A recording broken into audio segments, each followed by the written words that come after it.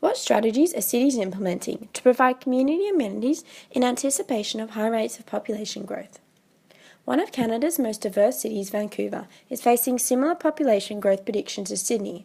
Although Sydney has a population almost twice the size as Vancouver, both cities have similar predictions for population in the coming years. Geography-wise, both cities are waterfront cities with a strong relationship between built form and nature. Both cities aim to become complete communities, which means providing access to all amenities. Both Vancouver and Sydney currently have strategies in place which spread development from the city centre into other main urban areas and corridors. In 2011, the Greener City Action Plan 2020 was introduced by Vancouver City Council in order to ensure greener amenities for the future and promote a sustainable city which intends to rise above the problems, including a need for higher density housing, issues with equality, support for multicultural communities, amenities for a more dense area, and ensuring adequate green and sustainable spaces. Two goals particularly relate to the City of Sydney and therefore can be analysed in order to learn from their solution. These are Goal 6 and Goal 10. So what are the main solutions which the City of Sydney can learn from?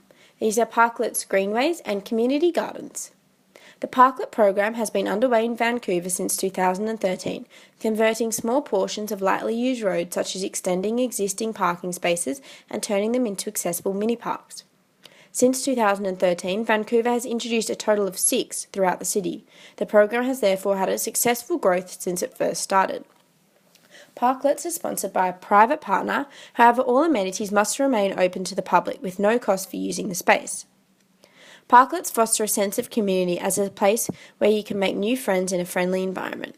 As infrastructure continues to occupy more of urban land, Vancouver Council has shown that community amenities can be simply articulated yet provide a moment where community members stop and engage.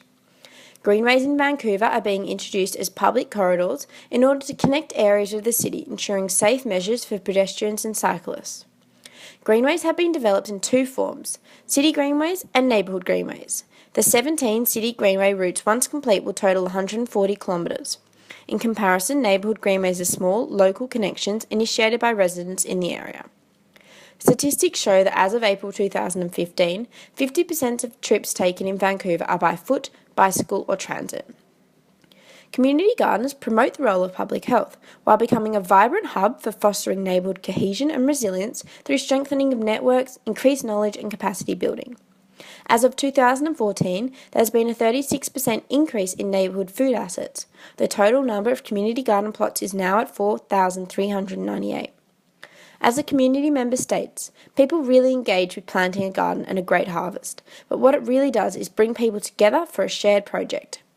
As more immigrants move to the area, ways around language barriers need to be strengthened in order to make the amenity more inclusive. Since launching a campaign in June 2010, Vancouver City has involved the public to share ideas about how to turn their vision into reality. By 2014, 80% of the priority actions were achieved, with the remaining 20% proving too costly or unnecessary given the shift in context. Firstly, teamwork is essential. More than 35,000 people participated in the development of the Greener City Action Plan 2020. Short-term goals, which can be revised into medium-term goals and then long-term goals, allows for immediate problems to be addressed, with a long-term strategy which can adjust to change over time. Progress reports on a yearly basis helps to review the aims as they are continually benchmarked.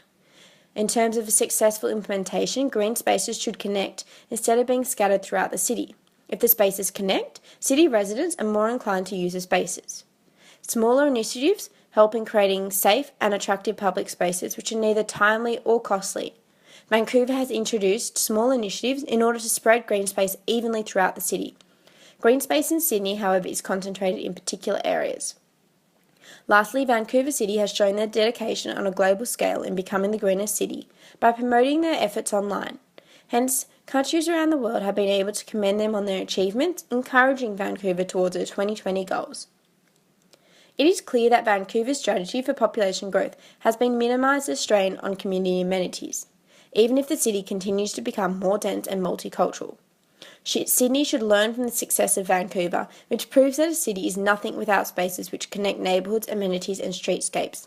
Our city should follow in the steps of Vancouver in order to maintain our livability status and high quality of life, even as the population continues to grow.